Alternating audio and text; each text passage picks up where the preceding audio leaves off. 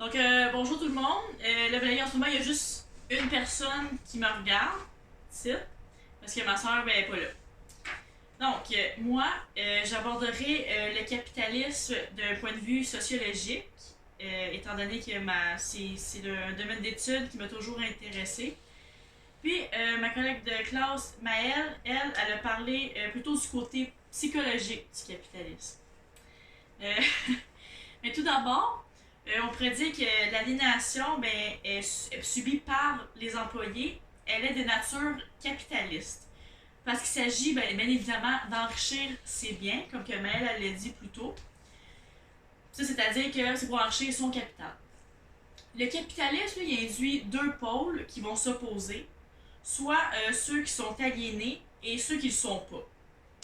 Dans le cas de ceux qui le sont, ça va avoir des répercussions sur leur façon d'interagir avec les autres, mais aussi avec eux-mêmes. Est-ce que je le dis déjà? Ah oui. Par exemple, les personnes qui n'ont pas le choix de travailler, ces personnes-là, je veux dire, ils n'ont pas le choix de travailler parce qu'ils veulent satisfaire leurs besoins, des besoins qui sont illimités avec des ressources qui sont limitées. Les individus aliénés sont écrasés par une prétendue nature économique qui est cependant le fruit de leur activité. La motivation d'enrichir leurs capitaux, elle se résume juste à des fins économiques et physiologiques.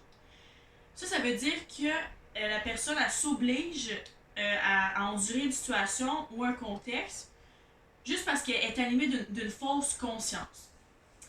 Cette fausse conscience-là est comme si l'aliéné capitaliste endure ce qui serait une solution temporaire, alors que ça devient plutôt un problème qui peut être permanent.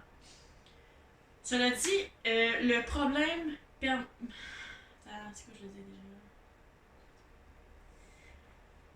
déjà? Ah oui. Donc, les individus, ils s'immergent dans une autre réalité qui est poussée par le désir d'enrichir leurs capitaux. Ensuite, les personnes qui ne sont pas aliénées par le travail, c'est celles qui vont exploiter les prolétaires. Les prolétaires, c'est ceux qui n'ont pas accès aux moyens de production puis qui doivent vendre leur force de travail pour vivre. Si je reviens aux personnes qui profitent de ces travailleurs-là, ils sont tellement obsédés par leur enrichissement personnel qu'ils vont complètement oublier les relations inter-individuelles, les relations entre les prolétaires puis les aristocrates. Puis ça fait en sorte qu'il y a une perte d'humanité.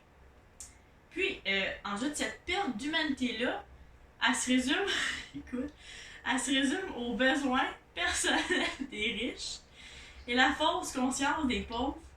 Ça les omnibule à supporter qu'est-ce qui est insupportable, soit leur tâche à accomplir. Le prolétaire est utilisé seulement pour sa force, tandis que le riche, lui, il va pas se préoccuper des relations avec les autres, parce que lui, il s'en fout, il veut juste enrichir ses capitaux. Vraiment, c'est égoïste. Puis là, j'ai une citation à lire que j'ai lue sur le site lemondepolitique.fr.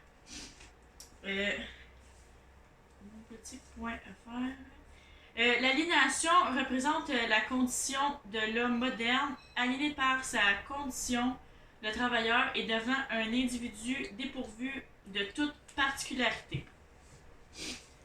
Ces particularités seraient en fait l'illusion que j'ai mentionnée précédemment. Ouais, attends, ouais, je voulais savoir, ouais, pourquoi. Alors, là, j'entends dire quelqu'un me dit pourquoi. Tout simplement parce que leur aliénation elle dépend principalement du fait qu'ils font ce qu'ils font, pas par pur plaisir, mais vraiment par obligation. Le rapport entre les individus qui sont aliénés et ceux qui ne le sont pas, ça serait leur hiérarchie sociale dans la communauté et leurs capitaux.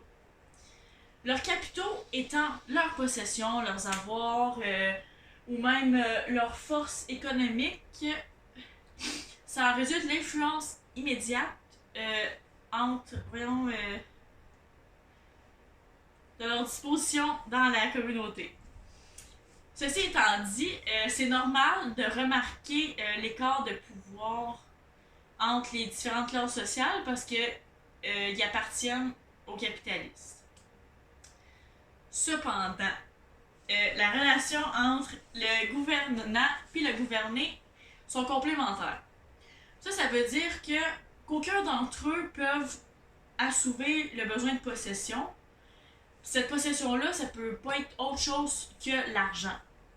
Fait qu'évidemment, ben, l'argent, c'est le seul facteur principal de motivation auprès des capitalistes. Donc, c'est pourquoi l'argent, c'est aussi la motivation inconsciente des propriétaires puis des subordonnés.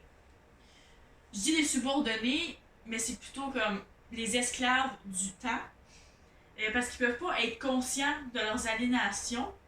Ça les affecte puisqu'ils sont pas en mesure de pouvoir intérioriser le problème pour en ressortir avec une solution. L'aliéné serait comme, dans le fond, là, l'aliéné serait comme un animal sauvage en bas de la chaîne alimentaire, puis il vit juste pour se reproduire puis assouvir ses besoins primaires. Puis ces besoins primaires-là sont en fait des embûches dans la vie, des embûches qui sont quotidiennes, puis auxquelles ces animaux-là, ben, ils doivent montrer leur force pour pouvoir survivre dans le monde, de ceux qui sont au-dessus d'eux, au-dessus dans la chaîne alimentaire. En d'autres mots, là, ben, les aliénés, c'est des mammifères qui affrontent leur quotidien pour permettre leur progéniture ben, de grandir. Les gouvernants ben, sont les autres mammifères, ceux qui veulent étendre leur territoire davantage pour utiliser des ressources naturelles, soit les aliénés. Entre humains, capitalistes puis animaux, ben, la seule différence, pas mal, c'est l'évolution sociale. L'évolution sociale, ben, c'est paradoxal dans le contexte du capitalisme, parce que c'est à la fois essentiel puis inutile. L'humain veut que les choses lui appartiennent. Pour que les choses y appartiennent à l'homme, il va devoir travailler puis coopérer avec les autres. Puis ça, ben, ça mène à un questionnement. Parce que soit l'homme devient dépendant de l'indépendance illusoire, d'avancer de l'argent pour ses biens à lui, ben, dans le but d'améliorer son statut social, ou bien est-ce que l'humain le fait pour améliorer son être social en tant que tel? Ben, les capitalistes sont sociaux juste dans l'unique optique ben, d'augmenter leur possession, ben, leur compte bancaire, leurs avoirs, leurs employés, ben, leur aliéné. Je vais prendre par exemple ben, l'employé qui entame sa 3e année comme équipier chez McDo, puis qui est payé au salaire minimum pour accomplir des tâches, on va se le dire, qui sont stressantes. Ben lui, cette personne-là, elle va être motivée juste par l'argent, sans réaliser qu'il y a d'autres emplois qui sont pas mal moins stressants qui existent. Il est peut-être pas syndiqué, il a un horaire varié, il finit ses semaines épuisées, mais pourquoi? Ça c'est un exemple d'aliénation. Parce que l'employé, ben, il n'est pas en mesure d'intérioriser sa situation problématique, puis il va continuer à vivre dans un quotidien stressant puis épuisant, juste pour pouvoir assoupir son besoin de capital. Son besoin inconscient ben, de survivre à des paies qui sont des petites paies, là, des paies misérables. Là, ben, pourquoi encore? Ben, il y a une remarque intéressante que, au final, ben, son quotidien, c'est un problème. Fait que pourquoi est-ce qu'il mettrait de l'énergie à changer pour un emploi qui est meilleur? La réponse est dans la question, parce qu'il y a plus d'énergie à mettre pour son quotidien. Fait que lui, il va se résigner à croire ben, que c'est une situation normale puis qu'il est juste en train d'en subir les conséquences.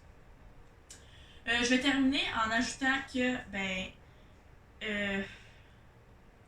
l'aliénation n'est pas améliorative concernant les travailleurs obnubilés par leurs désirs personnels, mais l'aliénation est plutôt péjorative parce qu'un aliéné perçoit les morales externes comme s'il n'en existait pas des meilleurs. Ça va sans dire que les désirs poussent la motivation, puis que la motivation elle pousse la continuation pour ainsi terminer la boucle. La continuation pousse l'individu à de nouveaux désirs. Donc, merci de m'avoir écouté pour cette fin de session.